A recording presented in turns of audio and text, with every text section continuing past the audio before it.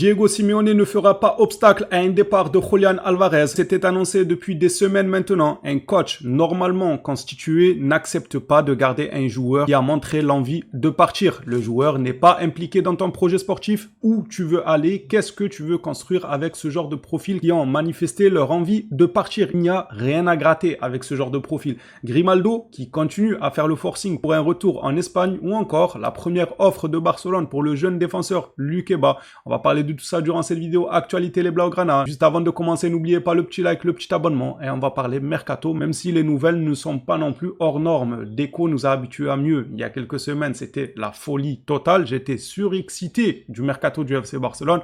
Au final, on a calmé les choses, mais puissance 1000. C'est pas juste calmer, mais on a toujours des informations. Non, c'est le calme total. On entendrait les oiseaux chanter dans ce mercato de Barcelone. Commençons par une déclaration de Guardiola que je trouve très intéressante parce qu'elle s'aligne sur mes dires en ce qui concerne les deux dernières saisons du FC Barcelone, là où beaucoup voyaient ça comme un échec, moi je voyais ça comme des saisons plutôt réussies, même si la Ligue des Champions, évidemment, c'est la compétition qu'il faut aller chercher, qu'il faut au moins atteindre la finale et dans le meilleur des cas, gagner cette compétition. Mais si ce n'est pas le cas, ça ne veut pas dire que ta saison est ratée de bout en bout. Je ne serai jamais d'accord avec ce genre de vision du football. Il y a d'autres compétitions, c'est pas pour qu'on s'attarde sur une seule et que les autres, elles comptent plus. Elles ont aucune valeur. Guardiola a confirmé tous ceux qui disaient comme moi que le championnat c'est une régularité à avoir tout au long de la saison et c'est pas donné à tout le monde. Là où une compétition qui se joue sur 4, 5, 6 tours, l'arbitre peut jouer, les blessures peuvent jouer. Enfin, il y a tellement d'arguments possibles qui font que tu peux totalement rater cette compétition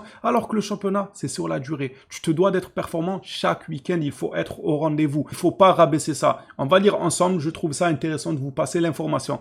La Ligue des Champions est une compétition qui détruit les projets et j'espère que ce ne sera pas le cas ici. Il parle bien évidemment de Barcelone. Nous ne devrions pas penser que juste parce que nous la remportons pas, tout ce qui a été construit n'est pas bon. Alors lorsqu'il dit que cette compétition détruit des projets, c'est dans le sens où, un peu à l'image du Paris Saint-Germain, à chaque fois qu'il ne la gagnait pas, il changeait d'entraîneur. Voilà, c'est que c'est le problème du coach. Après, nous, on est mal placés pour parler parce que nous aussi, on est bon dans cet exercice de changement d'entraîneur et Guardiola ne souhaite pas ça pour le Barça. Qu'il change d'entraîneur sous prétexte que la Ligue des Champions n'est toujours pas revenue du côté de la Catalogne. Ah bah ça veut dire que le projet est nul, on va droit vers le mur. Non, c'est pas ça. Un projet, ça se construit sur le long terme. Tant que la saison, tu vois du progrès, du beau football, des trophées qui rentrent dans ton armoire à trophées, tu es sur le bon chemin pour aller chercher la Ligue des Champions. Ça ne sert à rien d'aller chercher un coach venu de nulle part pour te dire, lui, il va me ramener la Ligue des Champions. Mais ça se trouve, il va même pas te ramener la régularité que tu avais en championnat. Il va te faire perdre cette régularité. Continuons. Le championnat est la compétition qui t'apporte la constance et la continuité. En Ligue des Champions, en revanche, il faut arriver aux phases finales en forme, sans blessure dans l'équipe, et l'impact de l'arbitrage est énorme et colossal dans cette compétition. C'est pourquoi l'important est que le travail quotidien soit excellent, que l'équipe continue de progresser et de s'améliorer et qu'ils ne croient pas que juste parce qu'ils n'atteignent pas la finale de la Ligue des Champions, ne la remportent pas. La saison est considérée comme mauvaise. Merci Guardiola. C'est pas pour rien que c'est le meilleur coach de ce sport, les gars. Il en a dans la tête. Je peux que être en accord avec ses propos. Une régularité en championnat, il ne faut pas sous-estimer ça. L'arbitre dans une petite compétition, il suffit d'un match éliminatoire où l'arbitre, pas forcément qu'il penche de ton côté, mais il n'est tout simplement pas neutre. Voilà, il va te siffler 2-3 occasions clés à ton encontre et au final, tu te vois éliminé. Alors que le championnat, même s'il y a 1, 2, allez, 5 matchs dans le championnat où tu vas être lésé par l'arbitre, ça peut arriver et ça arrive, surtout chez nous, les Blaugrana, on le sait que ça arrive même très souvent. Mais lorsque tu es bon, tu as la chance de te rattraper grâce à ta régularité et la forme du moment de ton équipe. Ça te permet de te rattraper malgré les choix de l'arbitre dans les matchs passés.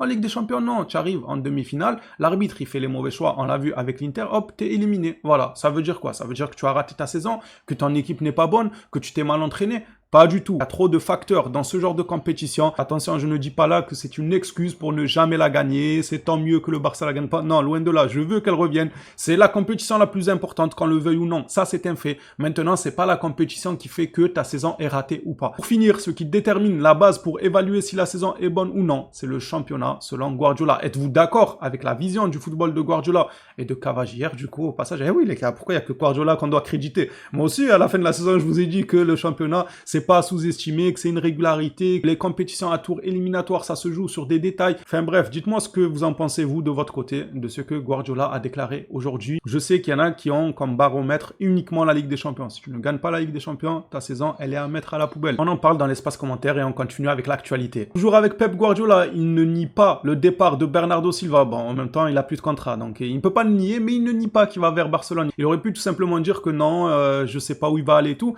mais il répond en fait dans la continuité des informations qu'on a en ce moment sur ce dossier. On lui demande qu'en pense-t-il du départ potentiel de Bernardo Silva au Barça, ce à quoi il répond. Bernardo s'adapterait à n'importe quelle équipe, il est très bon. Bon, c'est vrai que je me rassure comme je peux en disant qu'il avance un peu le fait qu'il va aller au Barça. En réalité, le communiqué, il ne dit pas du tout ça. Il ne parle pas du fait qu'il aille au Barça. Il dit juste qu'il peut s'adapter dans n'importe quel club. En même temps, il ne parle pas d'une autre destination probable. Il ne met pas en avant une phrase du genre « à l'heure actuelle, on ne sait toujours pas où il va aller ». Vous voyez ce que je veux dire? Comme si, au fond de lui, il sait que c'est bon.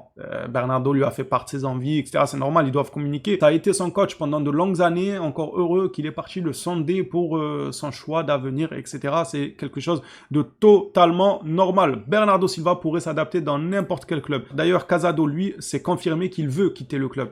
Le Barça fera la passation. Casado qui part, l'un qui vient, même si c'est pas totalement le même registre sur le terrain. Mais c'est un joueur qui s'adapte et qui peut servir énormément avec sa polyvalence. Bernardo Silva, c'est un grand oui sur cette chaîne, les gars. Évidemment, on est des militants de Bernardo Silva. Passons maintenant à un autre milieu de terrain, Dani Olmo, qui se veut rassurant. Il ne pense absolument pas à quitter le club, rejoindre Arsenal. Il répond non, les coulées peuvent être rassurés. De mon côté, il n'y a rien à dire. Vous êtes rassuré alors ou pas? Rassuré, c'est vite dit. Il y a quand même un bon 50% de la commu qui ne se plaindrait pas s'il venait à être vendu, même plus. Hein. Je dirais que c'est du, allez, si je veux aller loin, du 70-30. 70% de la commu te diront, selon qui vient le remplacer et les liquidités que nous débloqueraient ce transfert, on peut discuter. Bon, il y a les 30% évidemment qui mettront en avant le génie de Olmo. Oui, c'est un génie sur le terrain. Tout ce qu'on demande, c'est que ce génie-là soit régulier. Parce que t'as beau être un génie, ce n'est pas un argument indémontable en fait. C'est pas parce que tu es un génie que ça y est les gars, on peut pas le toucher, on peut pas le vendre, on peut pas le mettre sur le banc parce que c'est un génie. Non, il faut que ce génie-là, il l'utilise avec une régularité au haut niveau, match après match. Tu ne peux pas te contenter simplement du statut de génie. Ça, il y en a plein qui me l'ont dit que oui, il est intouchable parce que c'est un génie. Écoutez, nous, on veut chercher des compétitions et des trophées. On n'est pas là pour passer le bac ou un diplôme de haut niveau pour maîtriser quoi que ce soit. Non, on est là pour jouer au football et remporter des trophées. Donc, si c'est un génie, c'est bien qu'il aille repasser le bac pour la deuxième fois s'il en a envie. Mais nous, le génie, il faut qu'il nous le montre sur le terrain, match après match. Voilà tout ce qu'on demande à Dani Olmo. J'ai encore confiance en lui. Malgré les doutes, j'ai encore confiance. S'il ne se blesse pas comme la fin de la saison, il peut apporter. Passons maintenant à la première offre de Barcelone concernant Lukeba à hauteur de 30 millions d'euros. Ça va, je trouve l'offre pas du tout abusée pour le joueur, le talent à en devenir. Ça va. Reste à savoir dans un premier temps, est-ce que son club acceptera cette première offre de Barcelone qui s'élève à 30 millions ou est-ce qu'il demanderait plus? Surtout, est-ce que le Barça va se contenter de Lukeba s'il venait à le signer ou alors aller chercher quelqu'un de plus expérimenté? Chose que les supporters demandent et Hansi Flick n'est pas naïf, il le sait qu'il faut quelqu'un qui a déjà confirmé, quelqu'un de confirmé, non pas quelqu'un sur qui il va mettre l'espoir qu'il puisse confirmer. C'est différent, on n'a plus le temps pour ça. Passons à Grimaldo. Le FC Barcelone se positionne sur Alejandro Grimaldo. Le Bayer Leverkusen aimerait plutôt le vendre cet été que de le voir partir libre l'année prochaine. Bon, lui, il va partir, c'est certain, sans aucun doute. Le joueur veut retourner en Espagne, le club veut le vendre. La saison prochaine, il est libre. On parle d'un montant autour des 10 millions d'euros. Ça pourrait être un excellent deal. Je sais qu'on se répète beaucoup sur ce dossier. Je sais pas ce que le Barça attend. Est-ce qu'ils prennent leur temps pour justement éviter les erreurs et profiter de l'embarras du choix qui s'offre à nous durant ce mercato? On parle de Grimaldo, de Cambiasso et de tant d'autres défenseurs gauche. Pareil pour l'aile droite, on a eu des noms, même s'il y en a qui se sont engagés ailleurs comme on l'a vu, le milieu de terrain, l'attaque, bon l'attaque on le sait, ils veulent que Alvarez, uniquement Alvarez, c'est pour ça qu'ils sont prêts à attendre jusqu'au dernier moment pour engager Alvarez. Ça c'est ok, on peut les comprendre. Maintenant, sur d'autres postes, quand on voit Grimaldo à 10 millions, on se demande qu'est-ce qu'ils attendent.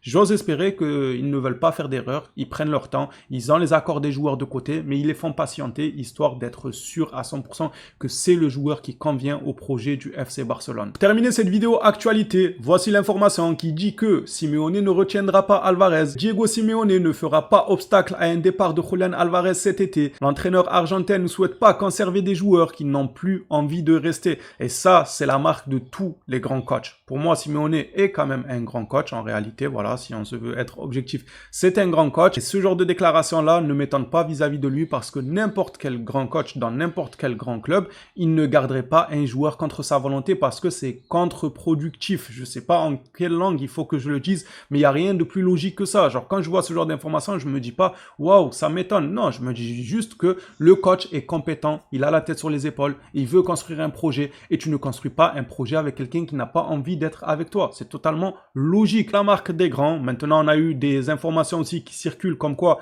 Alvarez a demandé à Simeone d'appuyer son départ, mais il va le faire. Si ce n'est déjà fait. Pour moi, Simeone l'a déjà fait. Il a déjà dû dire à Madrid, écoutez, moi en tant que coach, je veux un groupe solide qui veut s'entraider, évoluer ensemble, aller chercher des trophées à l'avenir ensemble et pas un qui a des envies d'ailleurs, qui se sent oppressé, être obligé de rester une saison de plus au club et tout. C'est sûr ça que Simeone a dû faire part de cet avis à l'Atlético Madrid. Maintenant, c'est vrai que les négociations sont au point mort, ça ne fait plus de bruit, il n'y a pas grand chose en termes de nouvelles.